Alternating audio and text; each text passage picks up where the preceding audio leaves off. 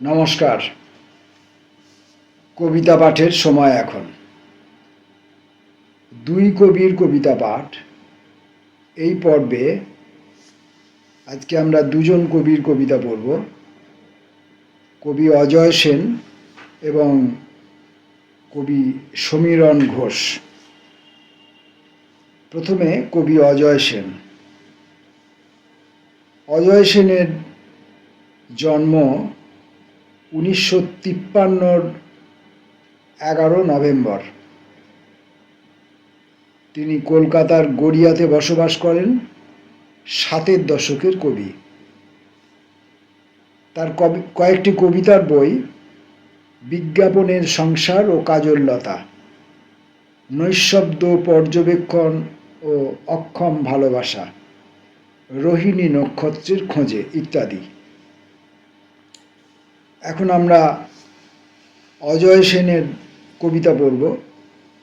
প্রথম কবিতাটির নাম ভূতগ্রস্ত। এই ভূতগ্রস্ত কবিতাটি 4টি ভাগে বিভক্ত: 1, 2, 3, 4। 1। এখনো মনে আছে সেই সব কলঙ্ক লেপা সন্ধ্যের কথা, বাতাসে বাতাসে উড়ে যাওয়া প্ররোচনা, সাথে শিমুল বীজের শেষ নির্ভরতা। শান্ত অনামিকায় লিখেছিলে ললাট লিখন অনায়াসে। তখনও ভাবিনি, ছুঁয়েও দেখিনি, বাধ্য করলে পদযুগল ছুঁতে প্রেমে ও ভালোবাসায়। 2। যাবার আগে কিছু উদাহরণ রেখে গেলে একান্তে, সেসবই অক্ষরে অক্ষরে পালন করে তোমার জরাগ্রস্ত কন্যা। কোমলতা দূরে থাক, ভবিষ্যতে কেউ আমাদের কথা গল্প করবে না। আমি বলে দিয়েছি, যাও অছিলা, অজুহাতের স্মৃতি বহন করো শেষ দিন পর্যন্ত।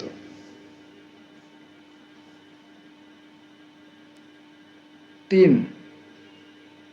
নিজেকে ব্যথিত করে লোকসমাজকে দূরে সরিয়ে উপুর হয়ে আছে ভবিতব্য। বাইরে তখন নিকষ ছেঁড়া অন্ধকার, অভিজ্ঞতায় আসলে সে একাকার। আগুন লাগা শরীর ভেসে যায় রেল স্টেশনের উঁচু বৈদ্যুতিন খাম্বার দিকে। ছুঁয়ে দিতে চায় শরীরের ভিতর শরীরকে। অজয় সেনের ভূতগ্রস্ত আমি কবিতার 4র্থ নম্বরটি। ভূতগ্রস্ত হয়ে আছি এই দুপুরে, কে যেন হাতে হাতে লিখিয়ে নিচ্ছে স্বীকারোক্তি ও কঁকানি। রক্তের মধ্যে ঘাই মেরে উঠছে অতীতের কথা, ইশারা যেন ক্ষতচিহ্নের মতো নৌকার গলুই, ঝুরঝুরে বৈঠা। আমাদের কোনো স্মৃতি নেই, শুধু ঘাই মারা মিন শরীর ভাসে জলের গভীরে।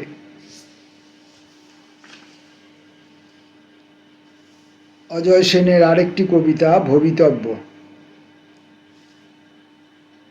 আজ বহুদিন পর ভূতগ্রস্ত হয়ে আছি এই সন্ধেবেলায়। সারাদিন সেই ভোর থেকে গ্রীষ্ম তাপে পুড়েছি, আর ঝর্ণা কলম নিয়ে লেখার জন্য প্রস্তুতি নিয়েছি গত 2 মাস ধরে। অনেক কিছুই মাথার মধ্যে পায়চারি করে, হাত ধরাধরি হাঁটে ছায়ায় রোদ্দুরে, তবুও কিছুই নিষ্ক্রমণ নেই। কলমের নিজস্বতা বলতে আলস্য ছাড়া কী বা থাকে। হঠাৎ হঠাৎ ঘুমিয়ে পড়ার অভ্যেস কাটিয়ে উঠতে সময় লাগবে। ঠিকঠাক কি লিখতে চাই, যেমন পাথরকুচির আড়ালে অন্ধকার, বালির স্তূপে জলের ফোঁটা, পুরুলিয়ার ছৌ মুখোশ। ওসব নিয়ে লিখলে কার কি কাজে লাগবে কে জানে।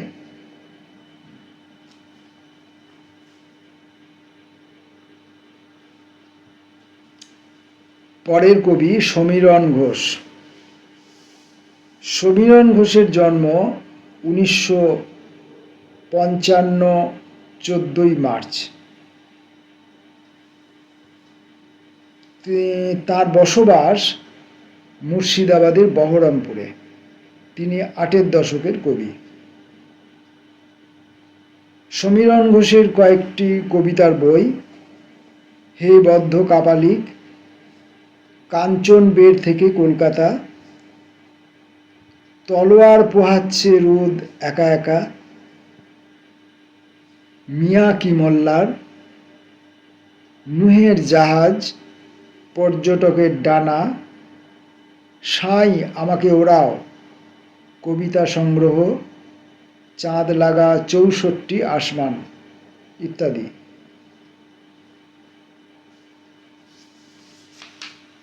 সমীরণ ঘোষের কবিতার নাম মনোলগ। এটিও 1, 2, 3, 4 সংখ্যার দ্বারা চিহ্নিত। প্রথম কবিতাটি মনোলগ 1। কেন বেগুনি আলোই তুমি পছন্দ করবে? ভাবি কেন বেগুনি আলোয় তুমি পেতরাত্রি খুলবে বারবার? ভাবি আর অগ্নি গড়ায় কালো মেঘে, ভাবি আর দাবার দুপ্রান্তে নামে ঝড়, ভাবি আর বজ্র জ্বলে যায় দুই বিপক্ষ শিবিরে। নৌকো ডুবছে, ভাঙা পায়ে গড়িয়ে পড়ছে যত ঘোড়া, ছকের দুপ্রান্তে দুই সব ঝুঁকে ঝুঁকে মৃত্যু তুলছে, ঝুঁকে ঝুঁকে মৃতের পাহাড়। 2, এমন কোনো কলেরার বছর কি পেরিয়ে এলাম যেখান থেকে ভ্রু নাচিয়ে ইস্পাতের ডায়েরিগুলো আরও একবার খোলা যেত? বিকেলে ট্রেন চলে যেতে রবারের ফ্যাকাশে মুখে বসে থাকলাম। লোহার নৌকো থেকে নেমে আসছে বরফস্তব্ধ মাছ, সন্ধে কাঁধে জেলেরা নামছে, সন্ধে কাঁধে মেয়েরা নামছে, ইস্পাতের ডায়েরি কাঁধে নেমে আসছে মড়কের শীর্ণতম গান। 3 নম্বর, একটু জোরে হাঁটলেই ব্রিজটা পেরোনো যেত, কিন্তু একটা পা কোথায় যে হারিয়ে এলাম। পাশে পাশেই হাঁটছে লোহার ক্রাচ, আর মাথায় শ্বাস ফেলছে বাজ ভর্তি আকাশ। আমরা একে অপরের সাথে বিন্দুমাত্র বাক্যালাপ করিনি, একে অপরের প্রতি যথেষ্ট ক্ষুব্ধ আর যথেষ্ট সন্দিহান, যথারীতি থুথুক্কার করলাম সারা পথ। আর একটু জোরে হাঁটলেই কি ব্রিজটা পেরোনো যেত? একটা পা কোথায় যে হারিয়ে এলাম। সমীরণ ঘোষের মনোলগ কবিতাটির 4 নম্বর অংশ। যথেষ্ট সাহসের সাথে বলতে পারি, মূর্তিগুলো তুমিই লুকিয়েছিলে। যেতে যেতে গন্ধগুলো ফিকে হয়ে এলো, এখন রক্তের দাগ ভীষণ অস্পষ্ট, এখন কলারের নিচে লন্ড্রির মার্কাও উধাও। চোয়ালের জরুল দেখেই মনে পড়ে গেল তুমি খ্রিস্টপূর্ব। আর মূর্তিগুলো একই সাথে খুঁড়ে তুলেছিলাম। যখন ব্রোঞ্জের হাসুলি গলায় সেই মেয়ে বাচ্চাকে স্তন দিচ্ছে, আর হাড়ের দণ্ড হাতে পাহারা দিচ্ছে শস্যের চাতাল। 5 নম্বর, বাজারের মধ্যে ওই লম্বা দড়ি রেখে বেমালুম লাফিয়ে চলেছ। ওই লম্বা এক দড়ি আর ধোঁয়া ওঠা লম্বা বাজার। খেলাঘর হাতে সেই মেয়ে পেরিয়ে যাচ্ছে মরুর পাহাড়, ওই স্তব্ধ খেলাঘর আর বালিঝড় কাঁধে সেই মেয়ে। বৌদ্ধ গুম্ফাগুলো কবেই না গুঁড়িয়ে এলাম, আজ ধোঁয়া উঠছে, পোড়া পুঁথির গন্ধে দোলে 21 শতকের ভোর। দড়ি নেড়ে দু একটা রেখায় তুমি বাবরি বানাচ্ছ।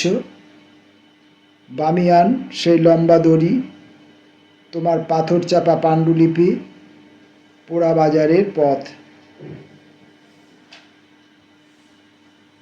6 নম্বর, কি করে বুঝবে তুমি নও, তোমার ছায়ায় কেউ রক্ত মেখে বসে।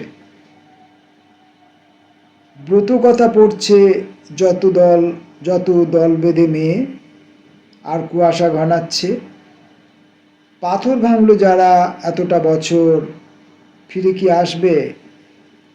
বদর যত নেমেছিল মেছো ভেলা, ফিরে কি আসবে? কুপির আলোয় রাত ফুরাতে চায় না, শুটকির গন্ধে বেলা ফুরাতে চায় না। হাট বসে মেয়ে সন্ধ্যের হাট উপকূলে, ঘর পোড়া আলো উঠে আকাশ চমকায় শুধু কচিত কখনো। 7 নম্বর, তিনিই রক্ষক, আর শিঙা হাতে সেই যে বেরোলাম, পেরিয়ে যাচ্ছি পঞ্চস্তূপ, কৈপুকুর, চন্দ্রবিল, নাটা পাহাড়। বিংশ শতকের শেষে কার কোলে ঘুমিয়ে পড়লাম। হাত আয়নার পাশে, যে কৌটো কখনো খোলেনি, আজও স্তব্ধ রূপ। শুধু দৈত্যের হাত এসে মুচড়ে দিয়েছিল গলা। জলের অনেক নিচে, পানি সিঙারার বাঁকা পথ, বাঁকা আলো, এসেছি অতলে, বাকি পথ অস্পষ্ট অধরা। 8, একটা শীত তুমি পেরিয়ে আসতে পারতেই যখন, শীতবোধ বলে অবশিষ্ট কিছুই ছিল না। এত শবদেহ এক হাতেই পরীক্ষা করেছ, এক হাতেই কফি, আর তামাক জ্বালছ আরও এক প্রস্তুতির জন্য। ঘরে আলো না থাকলে তুমি স্ফটিক প্রমাণ, ঘরে বায়ু না থাকলেই তুমি ঝোড়ো। দীর্ঘ খননের পর আবিষ্কার করেছিলে রতিমঙ্গল হীরা, আর শীত এলো, শীত বোধ এলো, কম্বলহীন স্পষ্ট কারাগার। আমরা সমীরণ ঘোষের কবিতা পড়ছি, মনোলগ। 9 নম্বর চিহ্নিত অংশটি। স্পষ্টতই বলতে চাই, ওই পাহাড়গুলো কখনো কিনিনি। 3000 পুরুষ আগে পাথরের স্তম্ভগুলো পুঁতেছিল কেউ। 3000 পুরুষ আগে শূকরের মুন্ডু ঘিরে হাওয়া উঠেছিল পাহাড় চূড়ায়। ফেলে আসা বনদেবতার শীষ আজ শূন্যে বাজছে, জননী খাবেন। রাত্রি তাই আয়োজনে, দিগন্ত হাত পাকা হাতে দূরের রেখায়। পাহাড়গুলো কেনার স্পর্ধা কিভাবে পাও? 10 নম্বর, কার জন্যই বা লিখবে, কেন লিখবে, কিভাবে? টেবিলের ওপর কাটা পাঞ্জা দুটো রেখেই বেরিয়ে পড়ো। টেবিলের ওপর রহস্যময় খেলনা বন্দুক রেখে বেরিয়ে পড়ো। গাধার পিঠের উপর সারি সারি বেরিয়ে পড়লাম, যখন মাংসময় আকাশ, পিঠে দুনলা ভিস্তি, আর জুতোর নিচে লকলকে ছুরি। পাহাড়ে ধাক্কা খেয়ে মরে যাওয়ার আগেই একবার গান গাইব, ফাঁকা আওয়াজ করব গুলির, আর নতমস্তক স্মরণ করব সেই পাঞ্জার কাঁপন, যা হয়তো কেউ লাল কাপড়ে মুড়ে পেরিয়ে যাচ্ছে গিরিপথ আর বনবেশ্যার ডিহি। 2 কবির কবিতা পড়লাম, অজয় সেন এবং সমীরণ ঘোষের কবিতা। নমস্কার।